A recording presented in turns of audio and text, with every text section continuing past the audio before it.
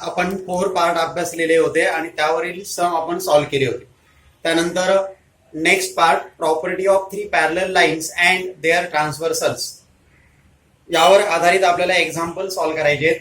या ठिकाणी मी क्वेश्चनचा नंबर दिलाय A/12. पेज नंबर 12 वरती एक ऍक्टिव्हिटी त्यांनी दिलेली आहे, ती तुम्ही पाहायची.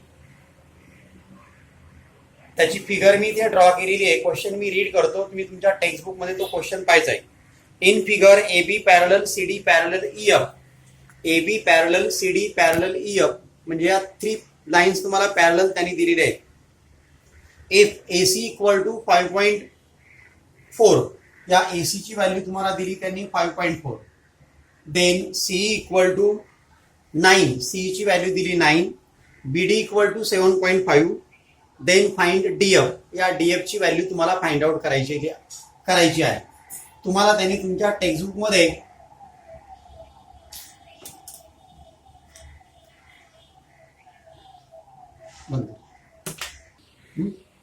Solution AB parallel CD parallel EF हे तुम्हाला त्यांनी दिलेलं आहे. 3 लाईन्स पॅरलल आहेत म्हणजे आपण property of 3 parallel lines and their transversals use करू शकतो. आणि ती प्रॉपर्टी काय आहे तर AC upon CE equal to BD upon DF. त्यांनी दिलंय AC अपॉन एक बॉक्स दिलाय बघा, इक्वल टू परत एक बॉक्स दिलाय DF. या बॉक्समध्ये आपल्याला भरायचं म्हणजे AC अपॉन आपलं येणार काय आहे CE, म्हणजे या बॉक्समध्ये तुम्हाला CE भरणं गरजेचं आहे, CE. Then BD upon DF म्हणजे या DF आहे म्हणजे या बॉक्समध्ये आपल्याला BD भरणं गरजेचं आहे. AC upon CE equal to BD upon DF. Then putting the value AC equal to 5.4, CE equal to 9 equal to एक बॉक्स त्यांनी दिलाय परत अपॉन DF आणि BD ची व्हॅल्यू तुम्हाला टेक्स्टबुक मध्ये दिलेली आहे 7.5. हे 2 पार्ट झाल्यानंतर इथे त्यांनी रिझन द्यायला सांगितले तुम्हाला बॉक्समध्ये, म्हणजे ते ब्रॅकेट केलाय property of 3 parallel lines and their transversal, हे रिझन इथे तुम्हाला द्यायचे. त्याच्यानंतर हा जो पार्ट आहे हा पार्ट त्यांनी सॉल्व्ह करून दिलेला नाहीये. यानंतर डायरेक्ट त्यांनी लिहायला सांगितलं तुम्हाला DF इक्वल टू एक बॉक्स, या बॉक्समध्ये व्हॅल्यू तुम्हाला लिहायची. आता या बॉक्समध्ये व्हॅल्यू किती येते त्याच्याकरता हा पार्ट तुम्हाला सॉल्व्ह करणं गरजेचं आहे. आणि हा सॉल्व्ह करताना आपण DF equal to cross multiplication करणार 9 इंटू 7.5 अपॉन रिमेनिंग नंबर 5.4 आणि मग यामध्ये आपल्याला डिवाइड करायचं आहे. आणि डिवाइड करत असताना 9 इंटू हा पॉईंट आपण काढला तर 75 झाले, अपॉन हा पॉईंट काढला तर 54 झाले. आणि याच्यानंतर पॉईंटच्या पुढे 1 नंबर आहे, पॉईंटच्या पुढे 1 नंबर आहे म्हणजे डिनॉमिनेटरला 1 नंबर आहे आणि न्यूमरेटरला पण 1 नंबर आहे, म्हणजे 0 कुठे द्यायचा नाही. डिवाइड करायचं आहे. 9 1 जा 9, 9 6 जा 54 आणि परत यामध्ये आता आपल्याला डिवाइड करायचं आहे. 9 1 जा 9, 9 6 जा 54, परत 3 नी डिवाइड केलं तर 3 2 जा 6, 3 2 जा 6, 1 रिमाइंडर राहिला 15 झाले आणि 3 5 जा 15 म्हणजे वरती तुम्हाला मिळाले 25. 25 इंटू 1 म्हणजे 25 इंटू 1 इक्वल टू 25 अपॉन 2. आणि मग ह्या 25 ला 2 नी डिवाइड करायचं. 2 नी डिवाइड करणे म्हणजे हाफ करणे आणि 25च्या हाफ तुम्हाला मिळतात 12.5 म्हणजे याचा अर्थ हे तुमचं आन्सर मिळालेलं आहे DFचं 12.5. आता समजा ही डिव्हिजन आपल्याला हे डिवाइड कसं आलं हे आपल्याला कळलं नाही तर आपण इकडे काय करूया, डिवाइड करूया. 25 ला 2 नी डिवाइड करायचंय. 2 1 जा 2, रिमाइंडर 0, वरून 5 आपण घेतला. त्यानंतर 2 2 जा 4, 1 रिमाइंडर राहिला आणि परत मनाने आता आपण 0 घेणार आहे तर पॉईंट देणार म्हणजे 10 झाले आणि 2 5 जा 10. अशा प्रकारे आपल्याला आन्सर मिळालं 12.5. हा प्रॉब्लेम सॉल्व्ह करताना इथे त्यांनी तुम्हाला बॉक्स दिले बघा 1 2 3 आणि 4. Each box having half mark, half half 1 आणि हा हाफ आणि हा हाफ 1 असे 2 मार्क्स गेले. हा जो पार्ट आहे हा पार्ट आपल्याला समजण्यासाठी आपण इथे सोडवलेला आहे. हा पार्ट पेपरमध्ये न सोडवता डायरेक्ट तुम्ही उत्तर लिहिलं तरी चालेल, पण हा सोडवला तर समजायला आपल्याला सोपं जातं म्हणून शक्यतो हा पार्ट तुम्ही सॉल्व्ह करायचा. मग या ठिकाणी आपल्याला ही जी व्हॅल्यू मिळालेली आहे 12.5. 4 बॉक्स त्यांनी दिलेत. हा क्वेश्चन तुम्हाला अशा प्रकारचा क्वेश्चन 3 मार्क्सला जर विचारला तर तुम्हाला 6 बॉक्स देणार आहे आणि इच बॉक्स हॅव्हिंग हाफ मार्क अशा प्रकारे टोटल तुमचे 3 मार्क्सची ऍक्टिव्हिटी येऊ शकते, 2 मार्क्सची ऍक्टिव्हिटी येऊ शकते. Then next question, page number 14, question number 5. Figure मी इथे ड्रॉ केलेली आहे. क्वेश्चन मी रीड करतो. इन ट्रॅपिझियम एबीसीडी हा ट्रॅपिझियम तुम्हाला दिलेला आहे. Side AB parallel side PQ parallel side D या 3 साइड पॅरलल आहेत. त्यानंतर AP equal to 15, PD equal to 12, QC equal to 14, then find BQ. हे तुम्हाला क्वेश्चन मध्ये त्यांनी विचारलेले. ही व्हॅल्यू मी माझ्या मनाने दिलेली नाहीये, तुमच्या टेक्स्टबुक मध्ये दिलेली आहे. ही व्हॅल्यू 15, ही 12, ही 14 आणि BQ ची व्हॅल्यू तुम्हाला फाइंड आउट करायची. या क्वेश्चन मध्ये in ट्रॅपिझियम ABCD side AB parallel side PQ parallel side DC याचा अर्थ प्रॉपर्टी ऑफ 3 पॅरलल लाईन्स आपण यूज करू शकतो. म्हणून आपण इथे लिहिते बघा, इन ट्रॅपिझियम ABCD क्वेश्चन मध्ये दिलेलं आहे side AB parallel side PQ parallel side DC. याला रिझन मी लिहिलंय गिवन. आणि मग प्रॉपर्टी ऑफ 3 पॅरलल लाईन्स आपण जर यूज केली तर ती प्रॉपर्टी काय येणार आहे, तर AP म्हणजे हा जो सेगमेंट आहे AP upon PD, AP upon PD equal to इकडे येणार आहे BQ अपॉन QC. म्हणजे ही प्रॉपर्टी लिहिताना AP upon PD equal to BQ upon QC असं आपल्याला लिहिणं गरजेचं आहे. मग या ठिकाणी मी लिहिलंय बघा AP upon PD equal to BQ upon QC. आता व्हॅल्यू पुट करूया. AP ची व्हॅल्यू आहे 15, म्हणजे ही व्हॅल्यू तुम्हाला काय मिळाली, 15 तुम्ही भरली. त्याच्यानंतर अपॉन 12 इक्वल टू BQ माहिती नाही upon 14. Therefore BQ equal to cross multiplication 15 into 14 आणि अपॉन 12. आता इथे डिवाइड करायचंय. 3 च्या टेबलमध्ये 15 आहे, 3 च्या टेबलमध्ये 12 आहे. 3 5 जा 15 आणि 3 4 जा 12. देन यामध्ये डिवाइड करायचंय. 2 2 जा 4 आणि 2 7 जा 14. आता 2 नी फुल डिवाइड 5 ला किंवा 2 नी फुल डिवाइड 7 ला होत नाही, म्हणजे आपण या दोघांचं मल्टिप्लिकेशन करायचं. 5 इंटू 7, 5 7 जा 35 अपॉन 2. 35 ला 2 नी डिवाइड करायचं. 2 नी डिवाइड करणे म्हणजे हाफ करणे, अगोदर पण सांगितलंय. आणि 35 च्या हाफ मिळाले तुम्हाला 17.5. Therefore the value of BQ equal to 70.5. अशा प्रकारे BQ ची व्हॅल्यू आपल्याला मिळाली. जर नाही कळलं तर 35 ला 2 नी डिवाइड करायचं.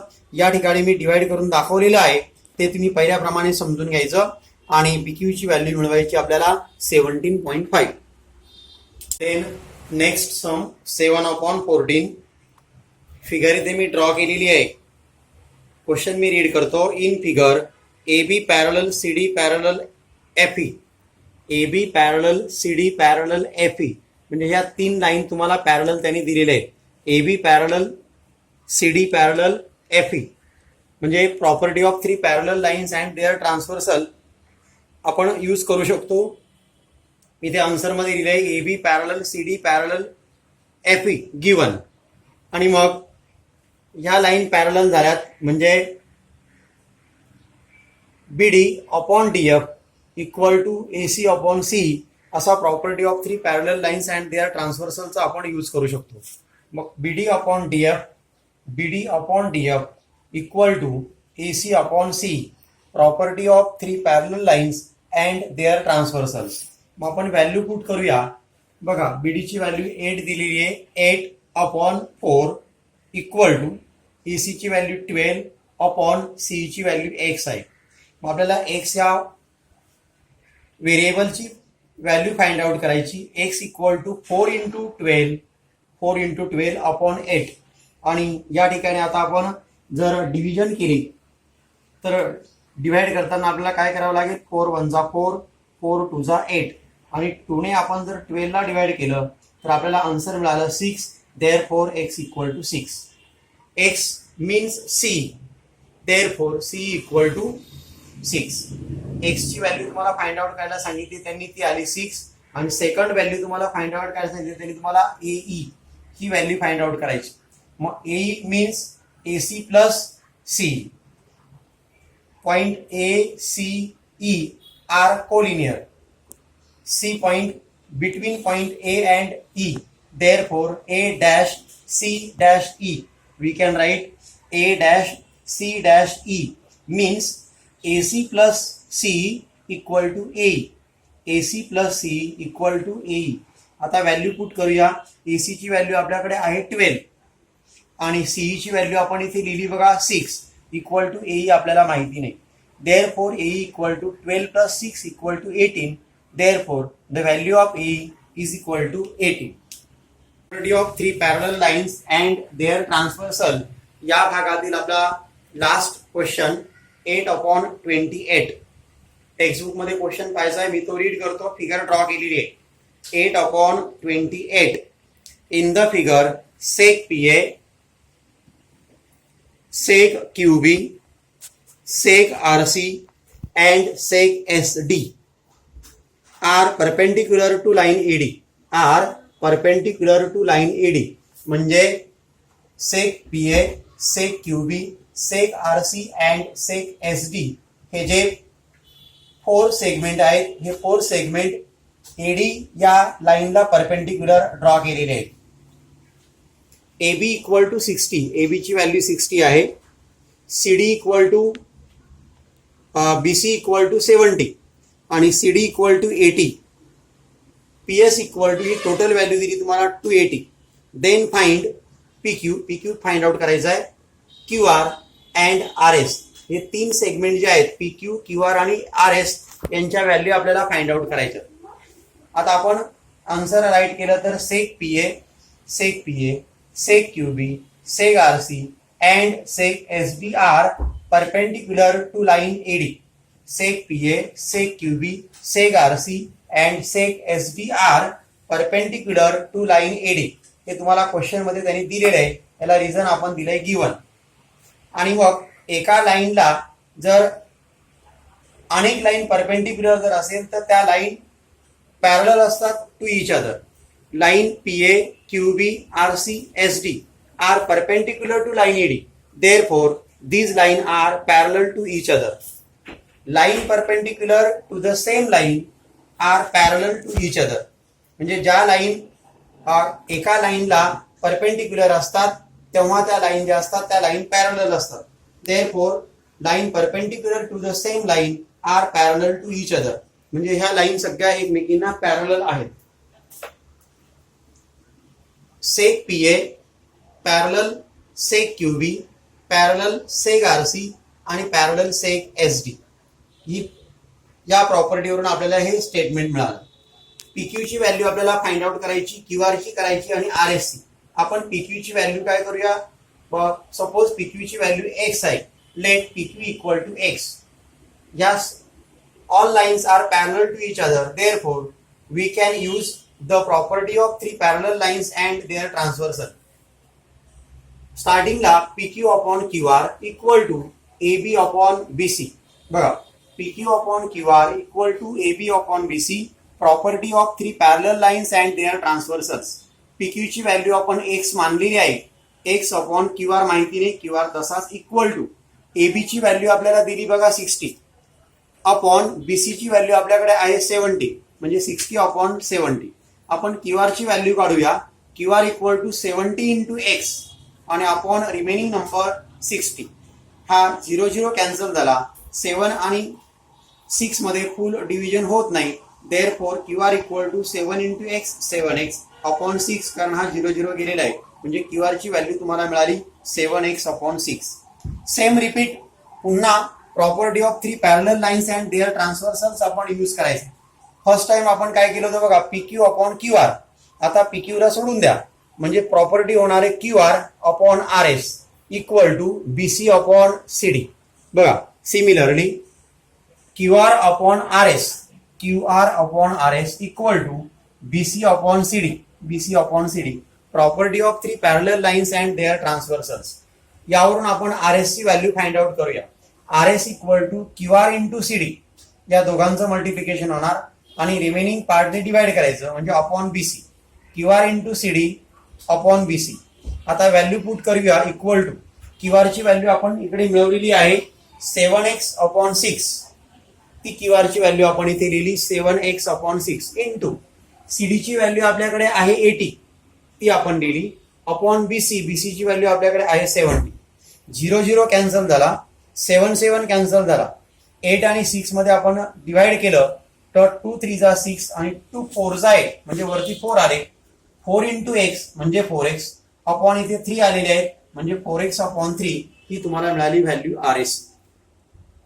हे पॉइंट कोलिनियर आहेत बघा, PQRS हे पॉइंट कोलिनियर आहेत म्हणजे PQR आणि S हे पॉइंट सर्व एक लाईन मध्ये आहे म्हणजे P dash Q dash R dash S आपण लिहू शकतो. आणि ही टोटल जी व्हॅल्यू आहे ही टोटल व्हॅल्यू PSची आहे 280. मग आपण लिहिताना PQ plus QR plus RS equal to PS असं आपल्याला स्टेटमेंट लिहिता येईल.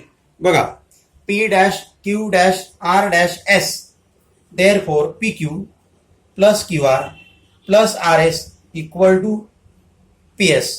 PQ ची व्हॅल्यू आपण X मानलेली आहे, X equal to PQ equal to X ती आपण पुट केली.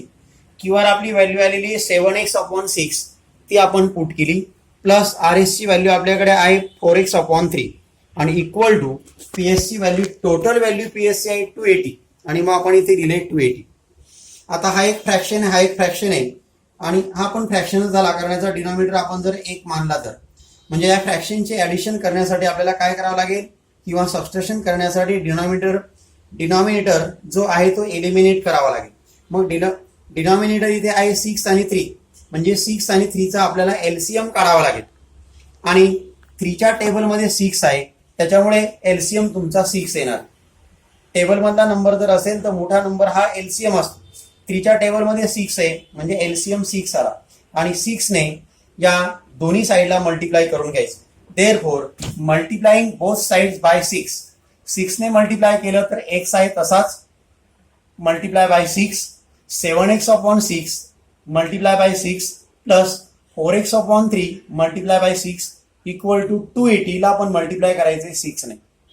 6 इंटू एक्स 6x या 6 ला 6 कॅन्सल झाले 7x प्लस 3 2 जा 6 इथे 2 आले आणि 2 ने याला मल्टिप्लाय करायचं 2 4 जा 8x इक्वल टू या दोघांचं मल्टिप्लिकेशन केलं तर येतं ते 1680. 6 0 जा 0 6 8 जा 48 4 कॅरी झाले 6 2 जा 12 आणि ते 4 16 6 7 आणि 8 यांची ऍडिशन येते 21x इक्वल टू 1680. म्हणजे 21 कॅरी केले इथे मल्टिप्लाय केले पलीकडे जाऊन डिवाइड होणार आहे. Therefore x equal to 1680 upon 28 sorry 21 1 जा 21 21 8 जा 168 आणि 21 0 जा 0 म्हणजे x ची व्हॅल्यू आपल्याला मिळाली 80. आणि x म्हणजेच आपण इथे सपोज केले का PQ इक्वल टू x मानलेला आहे. देअरफॉर x 80 आला म्हणजे PQ 80 आला. PQ ची व्हॅल्यू आपल्याला मिळाली. आता आपल्याला QR आणि RS ची व्हॅल्यू काढायची. RS करता QR करता स्टेटमेंट आपल्याकडे आलेलं आहे QR equal to 7x upon 6 इथे मी लिहिलं बघा QR equal to 7x upon 6 and RS चं स्टेटमेंट आपल्याकडे आलेलं आहे 4x upon 3 RX equal to 4x upon 3 आणि मग आपण व्हॅल्यू पुट करूया 7 इंटू एक्स ची व्हॅल्यू आपल्याकडे आहे 80 ती आपण इथे ठेवली म्हणजे 7 इंटू 80 अपॉन 6 आहे तसेच. आता डिवाइड करूया 2 3 जा 6 2 4 जा 8 2 0 जा 0 परत काय फुल डिव्हिजन होत नाही डिवाइड होत नाही आणि मग 4 7 जा 28 0 आहे तसाच अपॉन 3 म्हणजे QR इक्वल टू 280 अपॉन 3 ही तुम्हाला व्हॅल्यू मिळाली. RS चं स्टेटमेंट आपल्याकडे आहे 4x अपॉन 3 4 इंटू एक्स ची व्हॅल्यू आपल्याकडे आहे 80 इथे काय डिवाइड होतच नाही 4 8 जा 32 वर 0 आहे तो तसाच आणि अपॉन 3 म्हणजे 320 अपॉन 3 ही तुम्हाला RS ची व्हॅल्यू मिळाली. आणि अशा प्रकारे आपण या तिन्ही व्हॅल्यू मिळवल्यात. एक पहिली व्हॅल्यू आपल्याला मिळाली PQ equal to 80 QR equal to 280 upon 3 आणि RS इक्वल टू 320 अपॉन 3.